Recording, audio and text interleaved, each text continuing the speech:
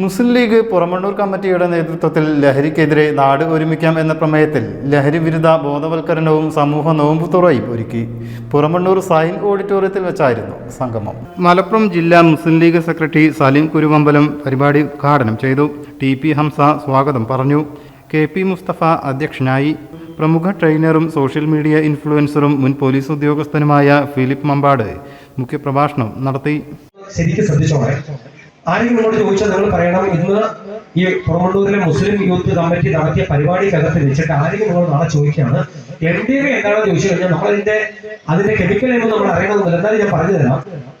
ജർമ്മനിയാണ് ഈ സാധനം ആദ്യമായിട്ട് ജർമ്മനിയാണ് ഇതിനെ വികസിപ്പിച്ചത്. മെർക്ക് എന്ന് പറയുന്ന ഒരു ഫാർമസ്യൂട്ടിക്കൽ കമ്പനി, മെർക്ക് ആൻഡ് പൊലീഷ് എന്നറിയപ്പെടുന്ന ഒരു സയൻസിസ്റ്റ് കണ്ടുപിടിച്ച ഓപ്പറേഷൻ തിയേറ്ററിനകത്ത് സർജറി നടത്തുമ്പോൾ മനുഷ്യന്റെ രക്തം ഒഴുകി പോകുമ്പോൾ മനുഷ്യന്റെ മരണമില്ലാതിരിക്കാൻ വേണ്ടി, രക്തത്തിന് ഒഴുക്കിനെ പ്രിവെന്റ് ചെയ്യാൻ വേണ്ടി, നിർത്താൻ വേണ്ടി ശാസ്ത്രലോകം കണ്ടുപിടിച്ച ഏറ്റവും നല്ല ഒരു മെഡിസിൻ ആയിരുന്നു ഈ പറയുന്ന മെത്തലിൻ ഡയോക്സി മെത്താംഫെറ്റമിൻ എന്നറിയപ്പെടുന്ന ഈ രാസവസ്തു.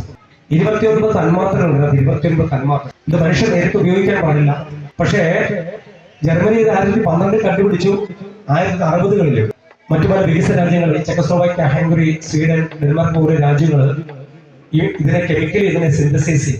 മുസ്ലിം ലീഗ് നേതാക്കളായ സലാം ചെമ്മുക്കൻ, ഷമീം, യൂസഫ് തറക്കൽ, മാനുപ്പ, സയ്യിദ് ത്വാഹ തങ്ങൾ, VT അമീർ, T മുഹമ്മദ് കുട്ടി, C മുഹമ്മദ് അലി ഹാജി, വിവിധ രാഷ്ട്രീയ സാമൂഹിക സാംസ്കാരിക സംഘടനാ പ്രതിനിധികളായ C Hydru Haji, Vijayan, AV Abbas, T Azeez, Muhammad Ali, Majeed Paramal എന്നിവർ സംസാരിച്ചു.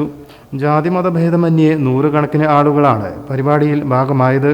പുറമണ്ണൂരിലെ മുസ്ലിം ലീഗ്, യൂത്ത് ലീഗ്, MSF ഭാരവാഹികളായ Siddique തറക്കൽ, Rafi Palakkanni, Ashiq, KP Younis, TT Majeed, KT സലാം, KT ഷാഫി തുടങ്ങിയവർ നേതൃത്വം നൽകി. News bureau, Valanchery.